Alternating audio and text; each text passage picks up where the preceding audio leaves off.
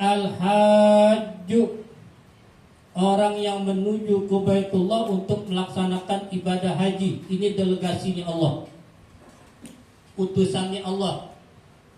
Kalau utusan Allah, insya Allah di tanah haram beres, karena Allah yang utus. Karena tetamunya Allah, Allah yang hormatin. Cuman pasang niat yang benar dari rumah. Coba, kan tamu kalau ke rumah kita macam-macam niatnya. Ada tamu datang pengen ngopi, ada gak? Ada. Ada tamu datang pengen nagih utang, ada gak? Ada. Ada tamu datang mau minjem duit, ada gak? Ada. Jadi tamu datang ke rumah kita bermacam-macam masalah, tujuan. Begitu juga orang mau menuju tanah haram yang menjamu Allah Ta'ala. Kita sebagai tamu harus pasang niat yang benar. Kita mau ke tanah haram mau ngapain? Mau selfie. Belum sampai tanah haram juga selfie tadi. Itu belum sampai tanah. Gak apa-apa, orang punya sendiri Bu ya. Gak apa-apa ya. Nanti di sana gak apa-apa, yang penting selesai dulu, tawafnya selesai, sa'inya selesai, tahallulnya selesai, baru kita foto-foto. Gak apa-apa, gak masalah. Itu namanya tahadus bin nikmah, menyebut-nyebut nikmat Allah.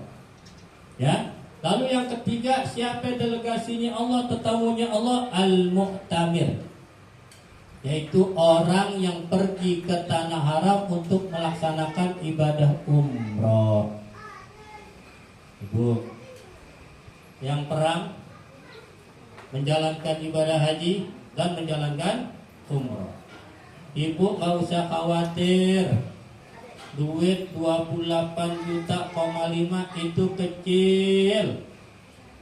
Kalau jasad kita bawa ke tanah haram dibandingin duit 28,5 itu sangat kecil. Gak usah 28,5, andai kata ongkos umrah 100 juta masih kecil. Karena jasad kita udah sampai ke tanah haram. Jasad kita bisa berhadapan sama Nabi Muhammad saat ziarah. Jasad kita berada di raudhah Nabi Muhammad yang Nabi katakan ma baina gabri wa mimbari raudatun min riyadil jannah. Antara kuburku dan mimbarku itu ada taman sorga. Orang yang sholat di situ, orang yang doa di situ, doanya diijabah oleh Allah Subhanahu wa taala. Apa arti 100 juta? Guru saya pernah bilang, orang kalau pulang haji mau umrah tuh duitnya kayak keran dibuka. Keran dibuka, ngocor ke air. Itu duitnya orang yang pulang umrah. Oke, saya berdoa mudah-mudahan ibu pulang dari tanah haram, dari Mekah bisa beli sawah, bisa beli kendaraan yang mewah, bisa juga beli rumah. Tuh pulang dari mana? Dari umrah. Dan akhirnya mati husnul pulang umrah. Ya. Lalu apa faedahnya orang yang berangkat umrah? Kata Rasulullah begini Bu, inda'au ustujibu. Jika mereka berdoa kepada Allah, doanya digobul oleh Allah. Doanya diterima sama Allah. Nanti saat kita berada di Masjidil Haram, kita di Masjid Nabawi, jangan lupa banyak doa. Habis doa selfie boleh, yang penting doa dulu. Ya Bu ya. Bu, masuk Masjid Nabawi, salat sunnah 2 rakaat, habis salat sunnah selfie. Gak apa-apa, yang penting salat dulu. Ya. Paham gak? Jadi orang yang umrah itu tetamu Allah, jika dia berdoa kepada Allah, doanya diperkenankan oleh Allah. Wa in sa'alu, kalau mereka minta sama Allah, u'tu, permintaannya diterima oleh Allah, diberikan oleh Allah Ta'ala. Dan yang ketiga yang tidak kalah menariknya, wa in anfaqu ukhlifa alaihim. Ini Bu yang luar biasa. Jika mereka menginfakkan duit untuk umrah, diganti oleh Allah. Semakin gede Bapak ngeluarin ongkos umrah, semakin gede diganti oleh Allah. Pak Ustadz umurnya berapa? 28,5, saya 30. Cakep. Nanti diganti 30 sama Allah. Pak Ustadz saya 35. Cakep. Ada kayak yang gitu tuh kemarin? Hah? Ngepas aja ngepasnya ya. Ya Allah, semakin besar uang yang kita keluarkan buat umrah, buat haji, semakin banyak gantinya dari Allah Ta'ala. Luber rizkinya insya Allah. Ya. Ya. Apaan? Rizkinya luber. Jelas? Jelas? Ini nggak ada mutu saya apa ya?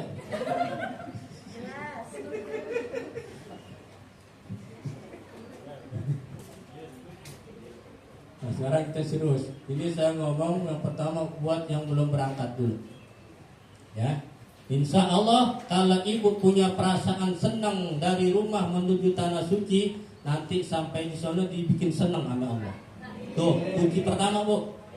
Bawa perasaan senang, bawa perasaan gembira.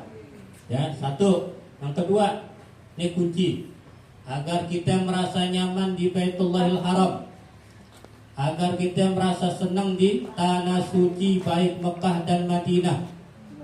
Yang kedua, kuasai ilmu manasik. Apa? Kuasai ilmu manasik. Nah, ini yang akan saya bahas insya Allah. Ya, ilmu manasik itu Bu, cuma 4 yang harus kita kuasai. Kalau umrah ya, tapi kalau haji 5. Kalau haji 5 ada wukuf di Arafah. Ayo kita perhatikan. Yang pertama, ilmu manasik dari umrah itu al-ihram, yaitu niat masuk untuk melaksanakan ibadah umrah. Niat itu adanya di dalam hati. Ingat, niat adanya di dalam hati. Ihram itu niatud dukhul bin nusuk bijami aujuhihi. Tuh bahasa pesantrennya. Niat masuk untuk melaksanakan ibadah umrah. Kenapa perlu niat? Memang Rasulullah perintahkan innamal a'malu binniyat.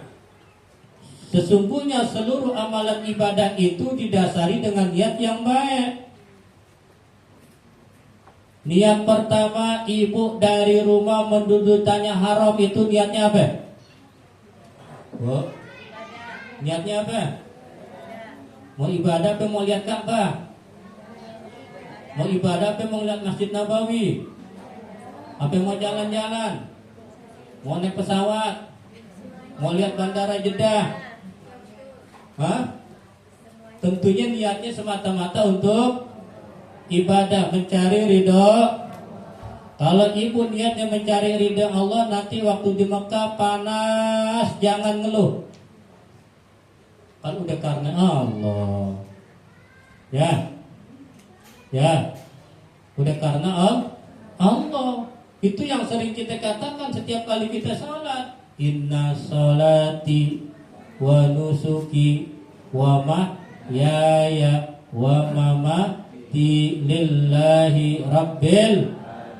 Sesungguhnya sholatku dan ibadahku, hidupku dan matiku hanya untuk.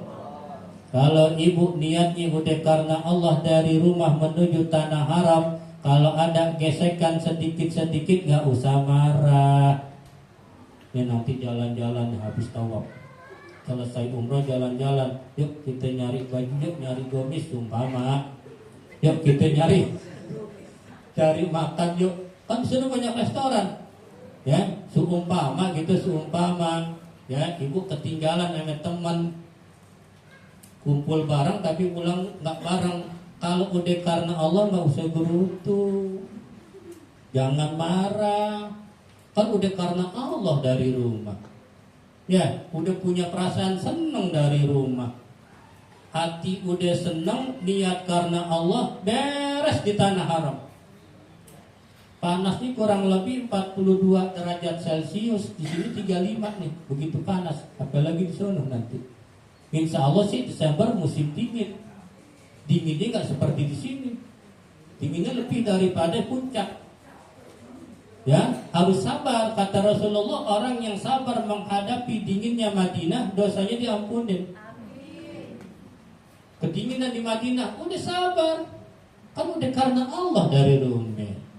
Kan udah bawa perasaan senang, nggak usah gerutu, ya. Lalu yang kedua, seandainya kata nanti di restoran kita makan tuh, nanti tuh di hotel sarapan, makan siang, makan malam. Seumpama menunya nggak berselera sama kita, nggak usah marah, nggak usah gerutu, kan udah bawa perasaan senang, enak ibadah, nyaman ibadah, nikmat ibadah.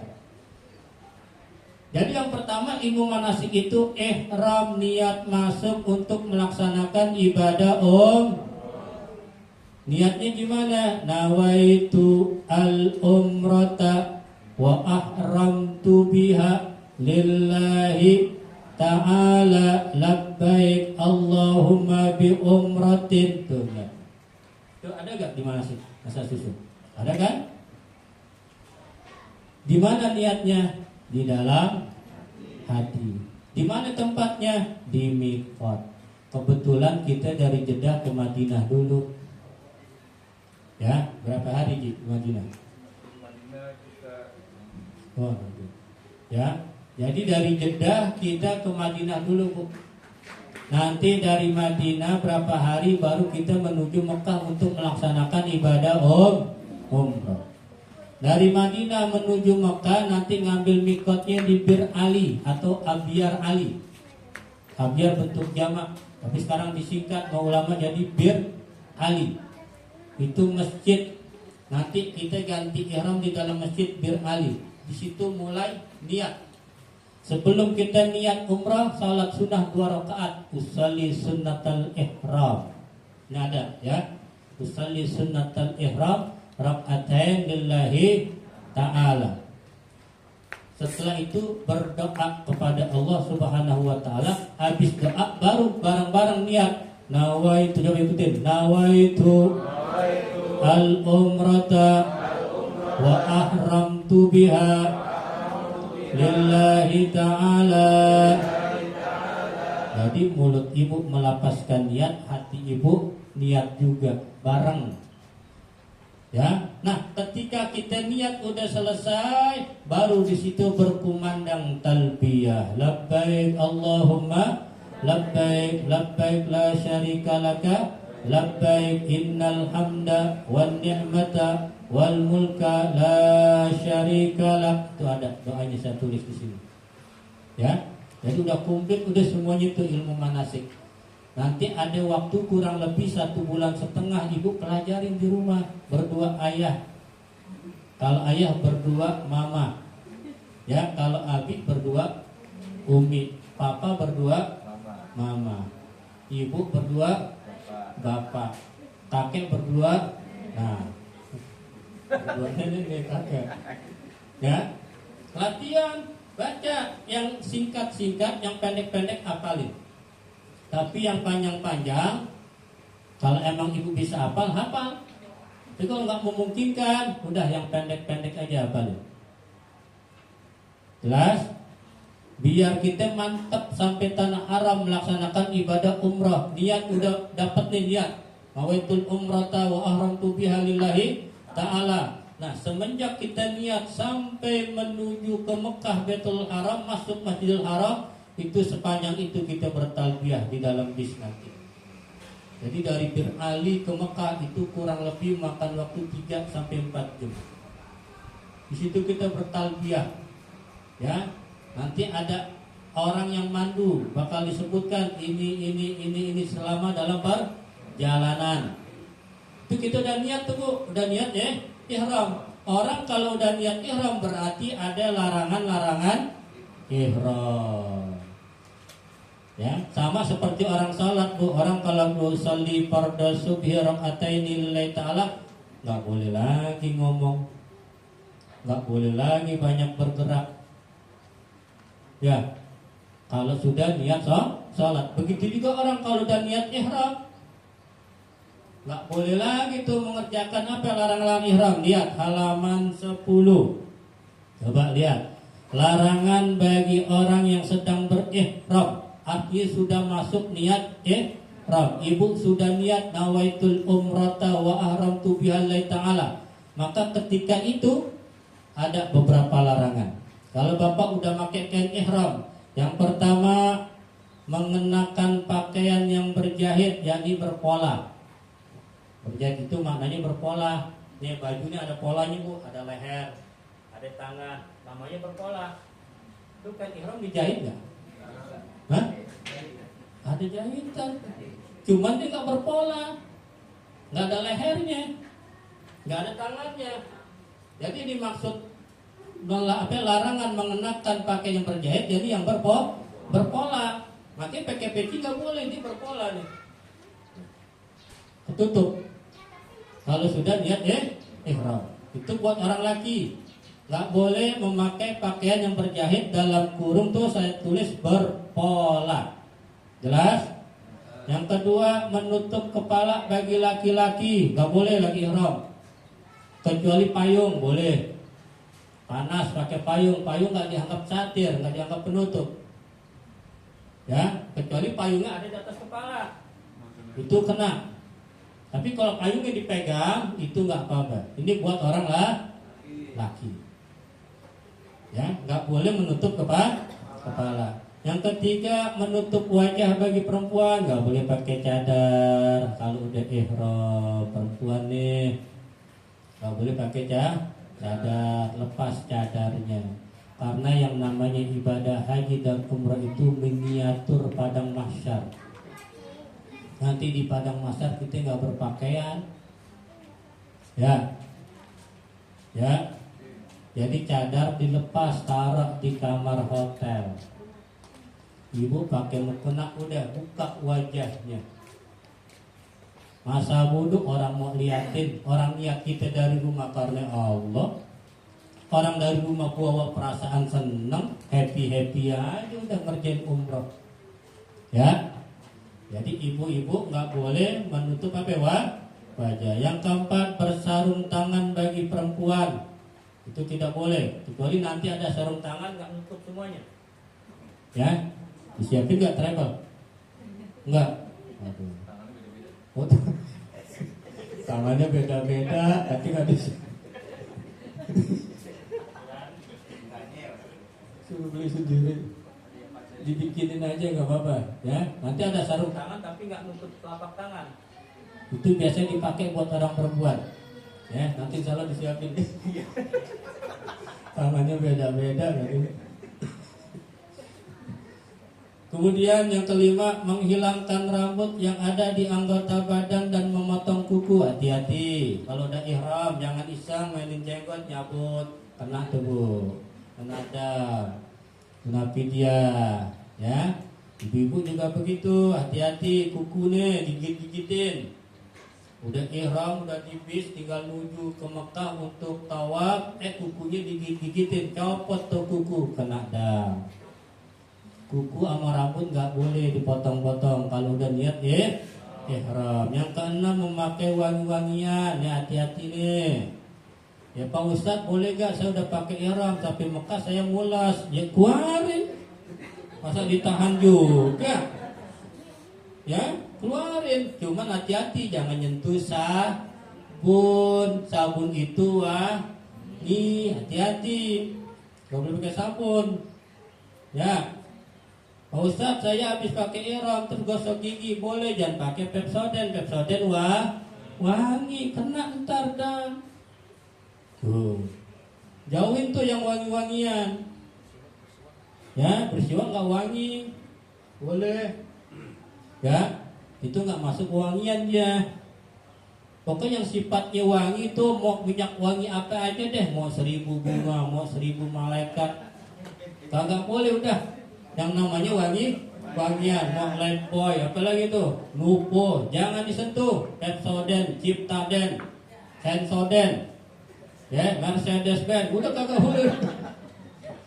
Itu masih wangi, ya.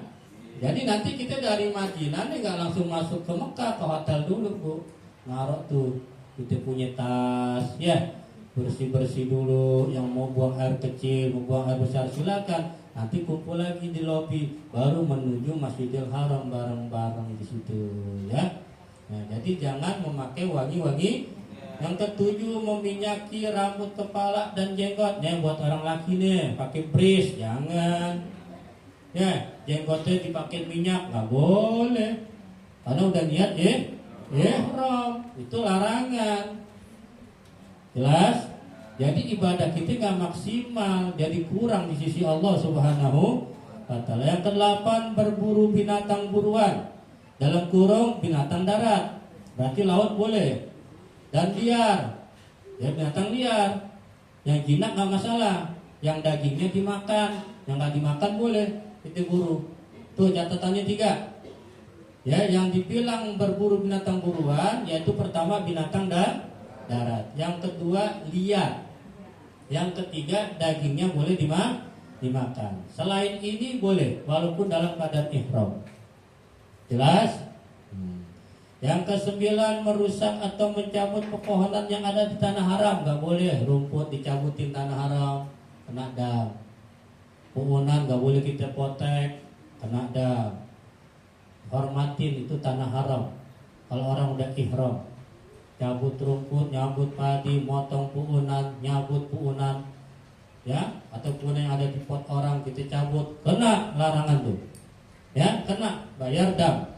Yang ke-10, melangsungkan akad nikah, ya, melangsungkan akad nikah. Kata 3 ulama nih, 3 ulama. Pertama Imam Syafi'i, kedua Imam Malik, ketiga Imam Ahmad bin Hambal. Orang yang melangsungkan akad nikah umrohnya batal.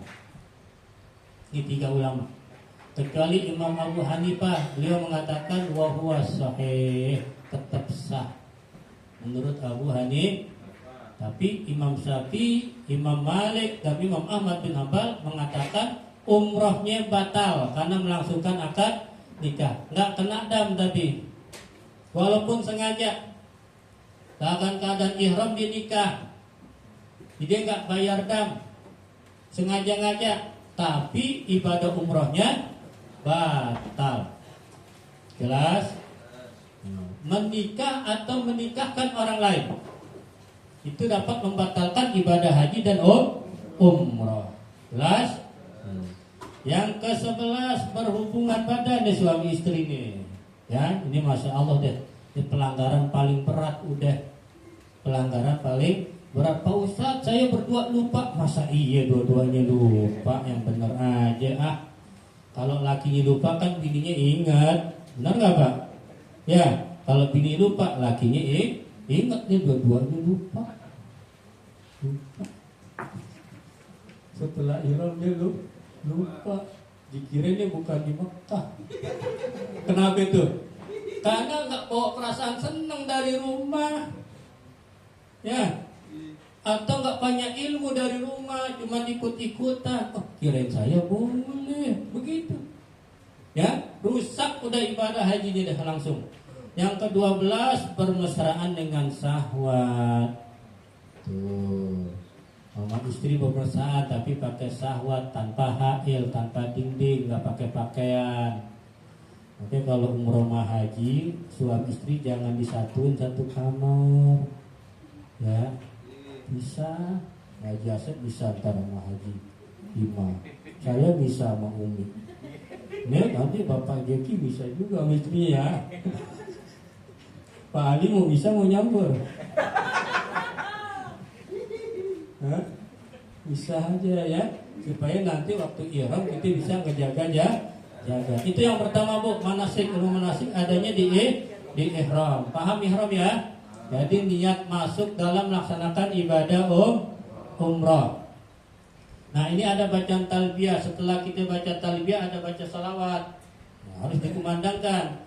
Ya, setelah wa ni'mata laka wal mulka la syarika lak, baca Allahumma salli ala sayyidina Muhammadin nabiyil ummi wa ala ali sayyidina Muhammad wa azwajihi wa dhurriyyatihi kama sallaita ala sayyidina Ibrahim wa ala ali sayyidina Ibrahim fil alamin innaka Hamidum Majid wa barik ala sayyidina Muhammadin nabiyil ummi wa ala ali sayyidina Muhammad wa azwajihi wa dhurriyyatihi kama barakta ala sayyidina Ibrahim wa ala ali sayyidina Ibrahim fil alamin innaka Hamidum Majid. Allahumma inna nas'aluka ridhaka wal jannah wa na'udzubika min sakhatika wan nar, 3 kali. Fi kulli lahzatin abadan adada khalqik wa ridha nafsik wa zinata arsyik wa midada kalimatik. Allahumma rabbana atina fid dunya hasanah wa fil akhirati hasanah wa qina adzaban nar. Fi kulli lahzatin abadan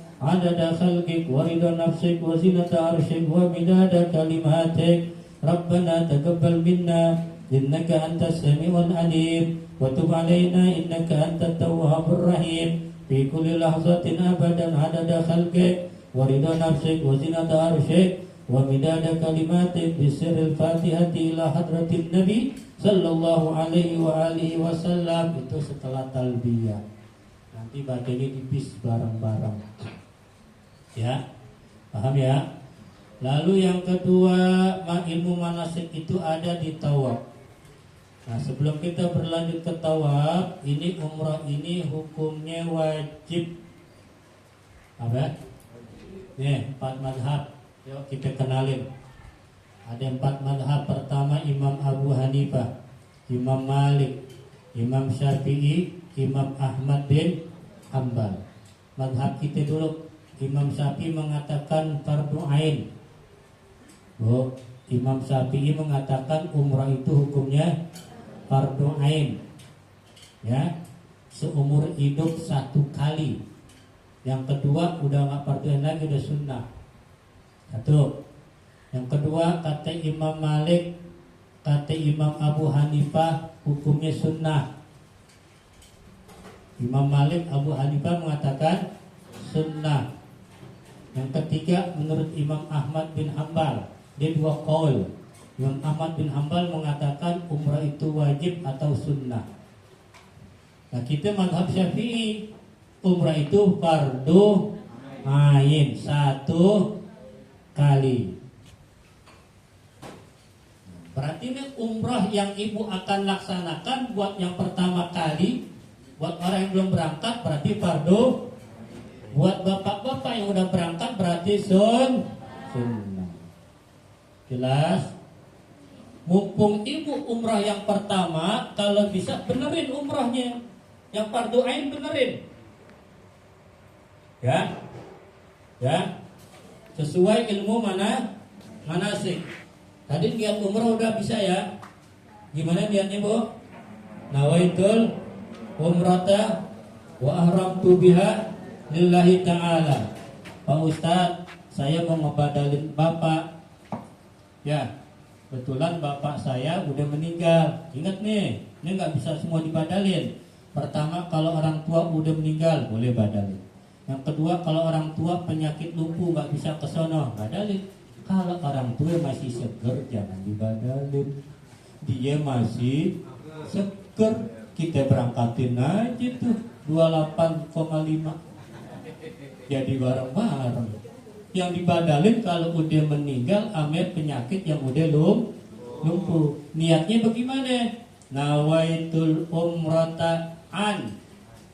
Sebut namanya. An siapa nih? Nama bapak An Ahmad wa ahramtu biha lillahi ta'ala. Antum pakai ain amin nun.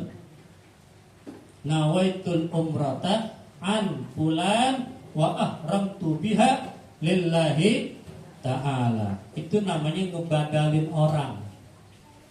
Ya. Nanti deh umrah yang kedua ya. Kan umrah dan travel dapat 2 kali nih. Yang pertama buat kita. Karena kalau ngebadalin orang kita kudu ngerjain dulu. Gak boleh belum ngerjain umrah udah ngebadalin orang. Belum haji ngebadalin baju orang, nggak boleh. Yang pertama buat kita, yang kedua buat orang tua kita yang udah meninggal. Ya, ya Bu ya. Ini paham ya? Jadi gimana niat badal? Nawaitul umrata an fulan wa ahramtu biha lillahi ta'ala. Kita masuk manasik yang kedua, yaitu tawaf. Ya. Ini langsung manasik. Adapun nanti doa masuk Masjidil Haram itu nanti Ibu baca aja. Saya langsung ke manasik ya, karena waktunya jalan terus. Ya. Yang kedua tawaf, pengertian tawaf dan syarat-syaratnya. Lihat, tawaf adalah mengelilingi Ka'bah sebanyak 7 kali putaran. Boleh ditunjuk tuh, 1 ya. Mengelilingi Ka'bah sebanyak 7 kali putaran. Lihat, dari Hajar Aswad hingga berakhir di Hajar Aswad pula. Jadi setarnya dari Hajar Aswad tadi yang kita peragakan, kalau bisa sebelum Hajar Aswad, ya kan?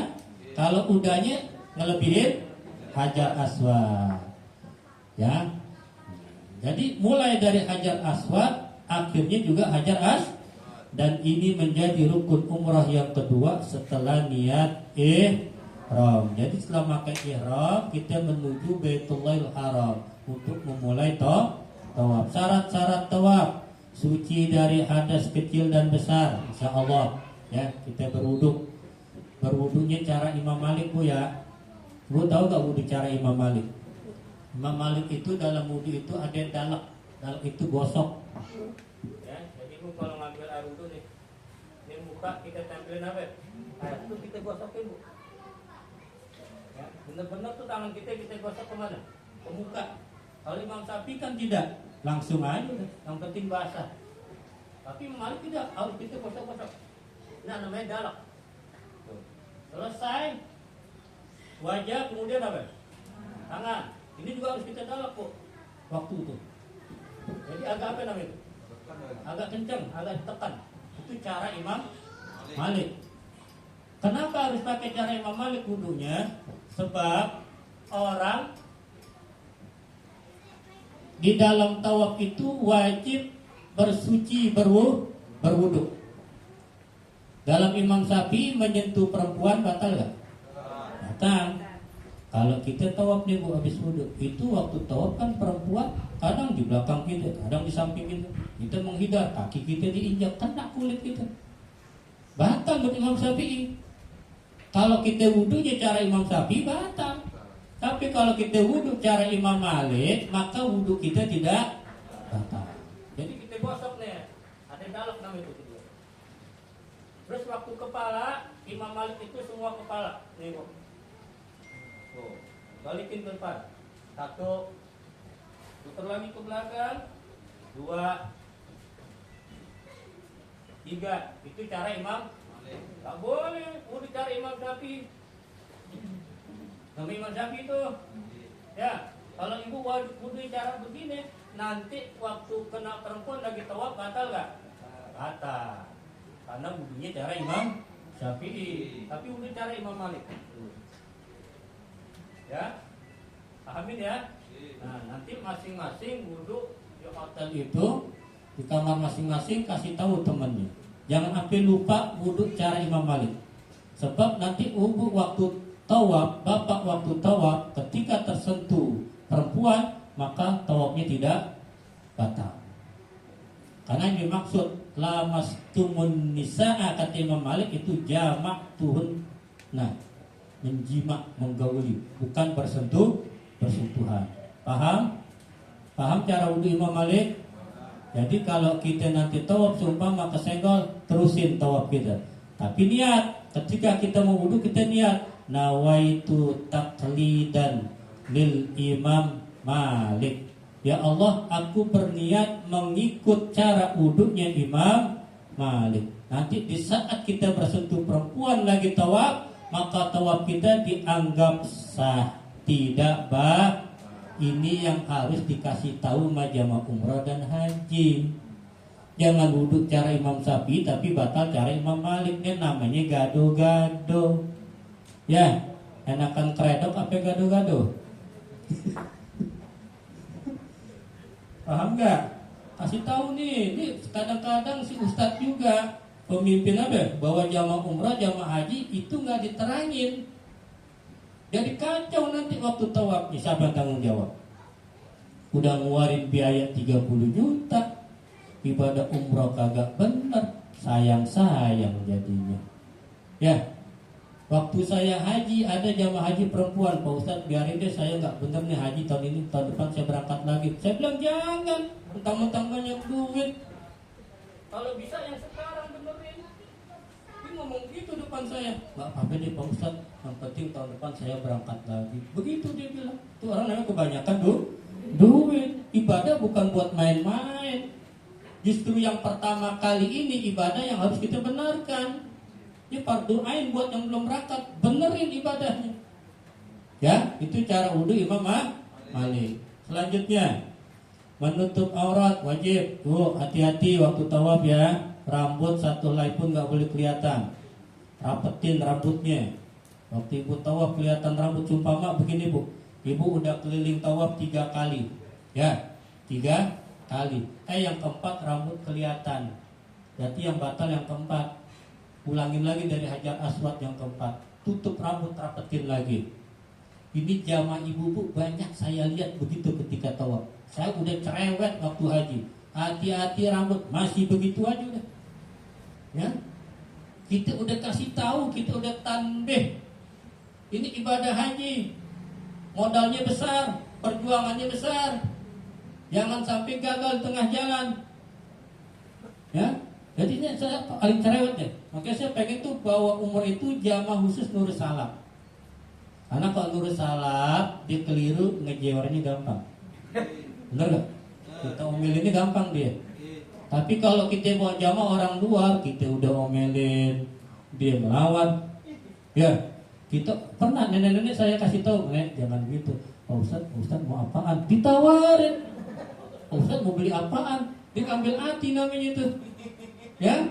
Enggak, Nek, saya enggak mau apa-apa. Saya pengen nenek itu ibadahnya yang benar. Karena di nenek anaknya enggak ngikut, cucunya enggak ngikut, pembimbing yang dikasih bawa nenek-nenek dari Bangka Belitung waktu haji. Ya Allah, roda kita siapin, kita sewain, kita dorong-dorong tuh roda naik ke bis mau ke Arafah.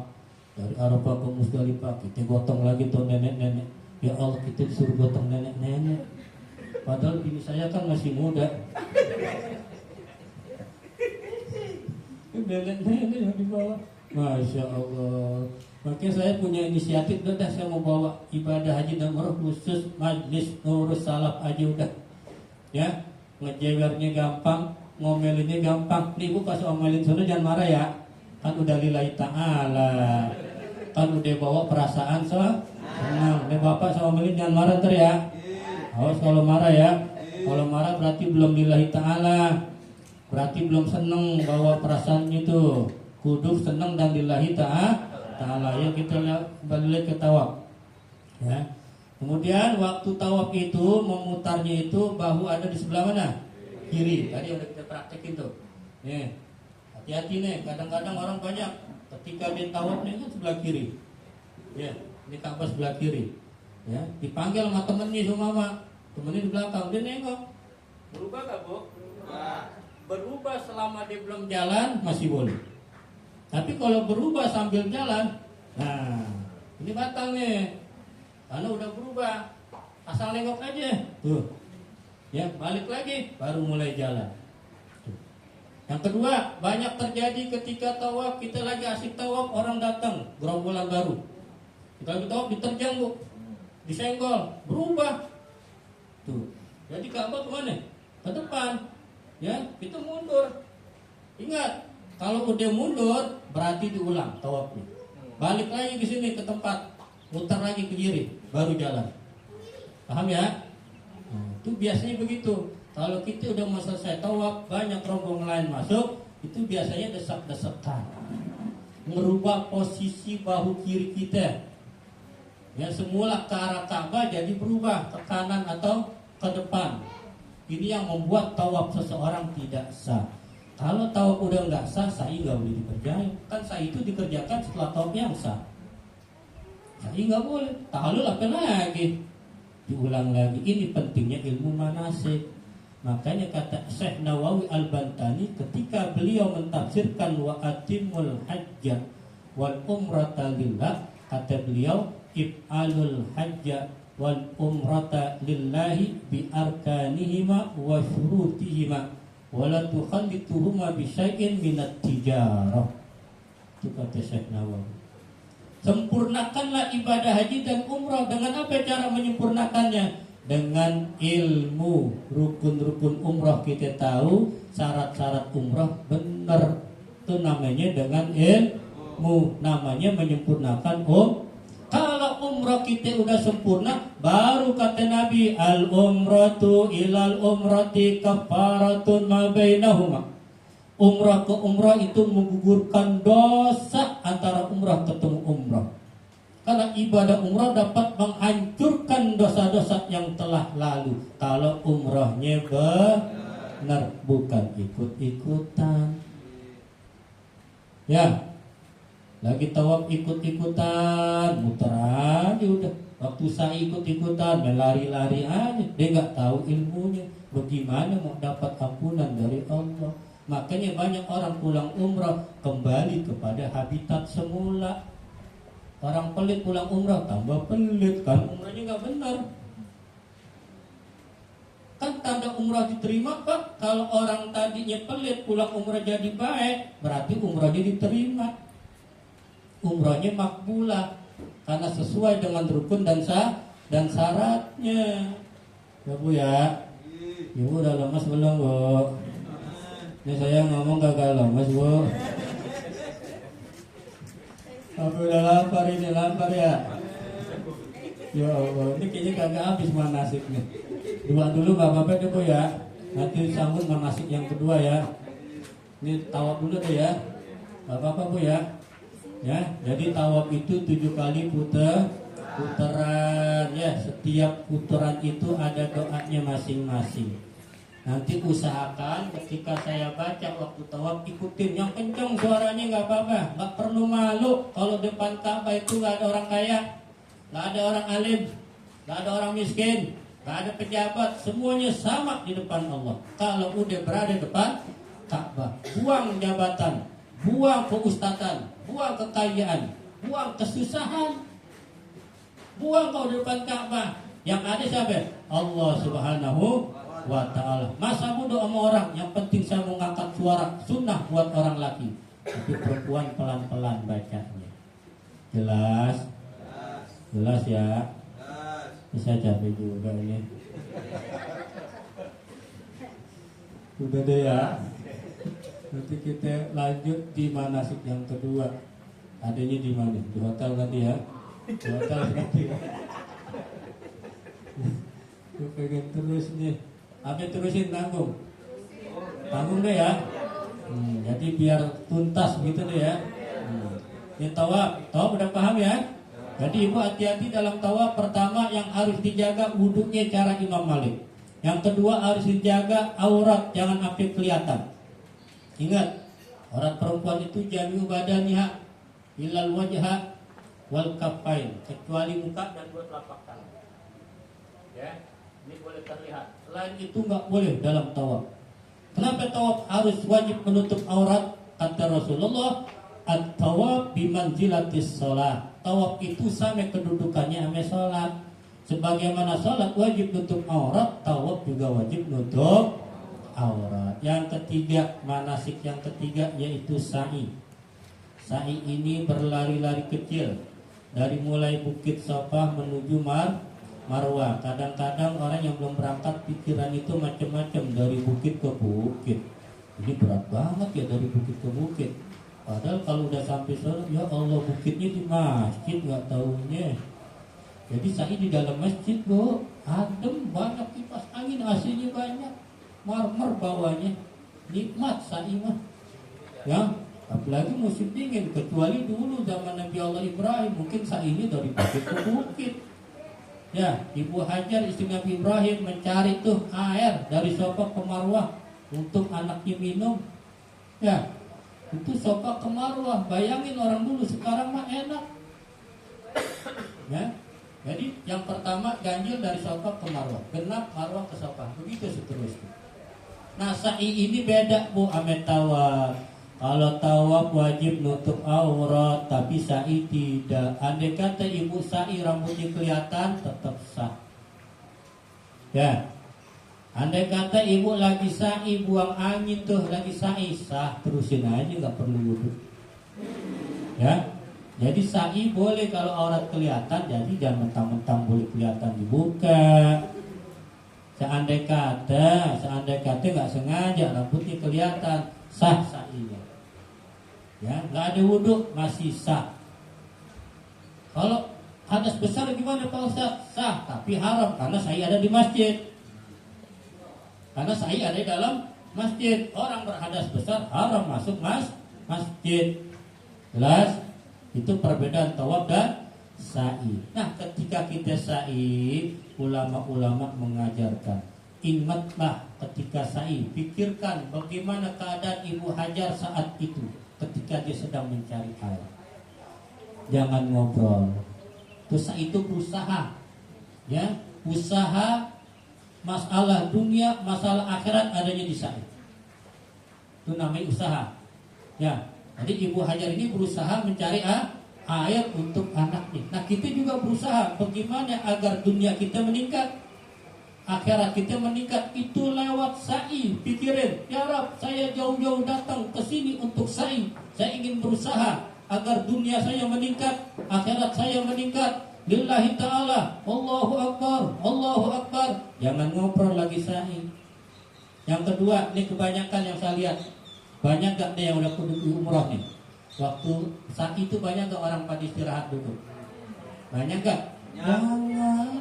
Emang Ibu Hajar duduk? Duduk gak waktu nyari air? Kagak, dipulak-balik. Boleh gak Pak Ustaz? Emang batal Pak Ustaz? Kata ulama makruh. Lagi sa'i duduk, minum air jam-jam dulu, duduk dulu bentaran, baru bangun sa'i lagi, itu makruh. Kalau bisa udah dari sofa ke Marwah, muter lagi ke sofa, balik lagi ke Marwah, muter lagi ke sofa, sampai 7 kali, baru berhenti. Jangan pakai duduk. Jelas. Nah, kalau ada orang tua udah gak usah duduk, pelan-pelan aja kayak jalannya, ayo masa saya tuntut. Yang penting jalan, yang penting jangan duduk. Perhatiin ya, biarin mah jamaah lain begitu, kita jangan. Kan kita dari rumah udah lillahi ta'ala, dan kita bawa perasaan seneng. Masa iya di sana pakai duduk-duduk lagi sa'i, berarti belum seneng tuh. Jelas. Yang terakhir, ya, tahallul. Nih rukun terakhir, ya. Habis tahallul kan tartib mah udah nggak masuk sebenarnya. Pokoknya udah kalau udah ihram, tawaf, sa'i, tahallul beres. Ya, jadi pengertian tahallul apa? Penghalalan. Tadinya haram, lagi pakai ihram nggak boleh kena wangi-wangian. Habis tahallul, guyur minyak wangi kepala kita, boleh. Jelas? Sebelum tahallul gak boleh nyium bini. Nih Pak Ali, habis tahallul datengin dia. Itu biar semangat. Habis diam aja saya ngomong. Ya Allah, saya kayak ngomong sama perut yang bergoyang. Ya? Sebelum tahallul gak boleh tuh berburu binatang buruan. Habis tahallul kejar-kejar itu binatang, gak apa-apa. Ya? Jadi yang tadi dilarang ketika tahallul jadi boleh. Apa tahallul? Mencukur atau menggunting rambut sekurang-kurangnya 3 helai. Perempuan tadi saya ajarkan jangan atu-atu, kalau bisa 3 jadi 1 baru potong, itu yang abad. Jangan satu-satu. Ya, dengan apa cara gunting dan mencukur? Bi ayyi kaifiyatin syak, kata ulama fikih. Dengan cara apa aja, boleh dicabut. Namanya menggunting juga, boleh dibakar, boleh. Ya, tapi yang abal pakai gunting. Pak Ustadz, bagaimana kalau sampai kepala saya udah botak Pak Ustadz? Apa yang harus saya cukur? Apakah boleh jenggot? Kagak boleh. Ketiak Pak Ustadz? Kagak boleh. Harusnya gimana Ustadz? jalanin gunting di atas kepala kita. Jadi itu buat yang nggak ada Ram. Kalau ibu nih bapak nih kan umrah pertama udah gundul, nanti umrah kedua rambut udah kagak ada, jalanin gunting di atas kepala kita. Itu jadi. Dikerok boleh pelan-pelan, ya, tak boleh ngikut. Jelas? Jadi asal dijalanin. Kalau botaknya licin, paham? Selesai di kerjaan umroh, dipanggil deh Bu Umroh. Jelas? Ya. Nah, jadi sekedar itu yang bisa saya sampaikan, mudah-mudahan ada manfaatnya. Yang penting tadi apa tuh yang saya pesan? Satu, bawa perasaan senang dari rumah menuju tanah Arab. Yang kedua, kuasain ilmu manasik. Yang terakhir, bawa ikhlas ke sana. Bawa ikhlas. Sampai orang berangkat haji ikhlas karena Allah, maka dosa-dosanya dihabisin seperti dia baru lahir dari perut ibunya. Kita baca Fatihah, mudah-mudahan Allah panjangkan umur kita, Allah sehatkan badan kita, Allah mudahkan urusan kita, Allah kabul segala hajat-hajat kita. Yang belum lunas bayar umrah biar dilunasin oleh Allah. Al-Hadiniyah wa ila hadratin Nabi. Al-Fatihah. A'udzubillahi minasyaitonirrajim. Bismillahirrahmanirrahim. Alhamdulillahirabbil alamin. Arrahmanirrahim. Maliki yaumiddin. Iyyaka na'budu wa iyyaka nasta'in. Ihdinas siratal mustaqim. Siratal ladzina an'amta 'alaihim ghairil maghdubi 'alaihim waladdallin. Amin. Saya kembalikan kepada MC. Adanallahu wa iyyakum ajma'in. Wassalamualaikum warahmatullahi wabarakatuh. Assalamualaikum warahmatullahi wabarakatuh. Alhamdulillahirabbil alamin. Pemaparan tentang rukun dan hukum umrah ya, alhamdulillah sudah diutarakan oleh guru kita semua, oleh Ustaz Ismail ya. Nah, kita mungkin break dulu, makan siang, nanti sholat. Setelah selesai sholat, kita akan bahas tentang itinerary atau jadwal perjalanan. Nah, ini nanti akan dibawakan oleh Haji Asep ya. Ini penting banget Bapak Ibu semua, karena setiap harinya kita akan akan melihat apa aja kegiatannya di sana. Dan nanti ada kejutan dari Haji Asep juga nih untuk perjalanan kali ini ya. Ada satu kejutan lah intinya. Terus nanti juga ada sesi tanya jawab ya, nanti disiapkan pertanyaannya, boleh dari materi yang sudah dibawakan ya, atau hal lainnya nanti tentang perjalanan, misalnya apa aja yang harus dibawa, apa yang nggak boleh, apa yang boleh masuk ke koper yang kecil, apa yang boleh masuk ke koper yang besar, nanti bisa didiskusikan semuanya sama-sama di sini supaya ketika selesai dari sini sudah jelas semuanya ya. Mungkin itu aja. Terima kasih. Jazakallahu khairan katsir. Assalamualaikum warahmatullahi wabarakatuh. Kita akan lanjut lagi jam 1 ya. Kita akan lanjut lagi jam 1. Silakan makan dulu Bapak Ibu semua. Itu ada hidangan yang sudah kami siapkan. Nanti makannya supaya romantis ya. Ini bisa di pinggir danau tuh ya, di saung-saungnya. Silakan pilih saungnya masing-masing dengan bestinya masing-masing. Apa tuh? Silakan.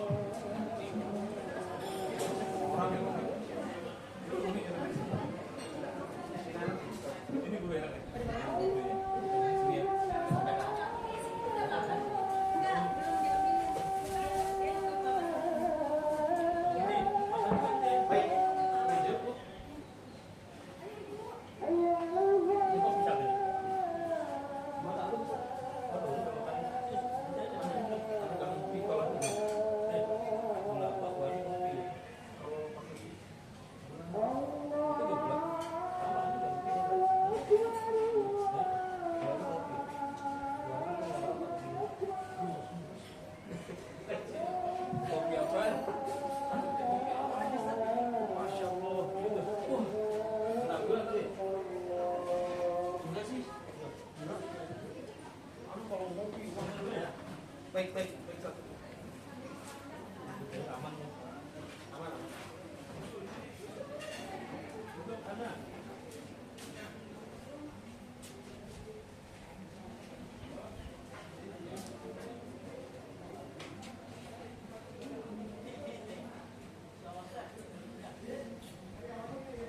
Ini udah dibersihin.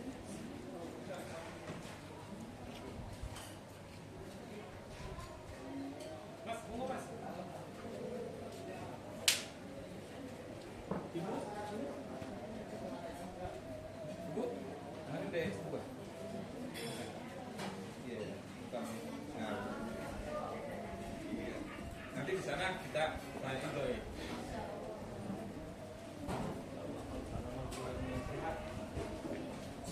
Oh, di mana, Bu? Oh, kemarin ibu yang Hah? Enakan di mana? Sono.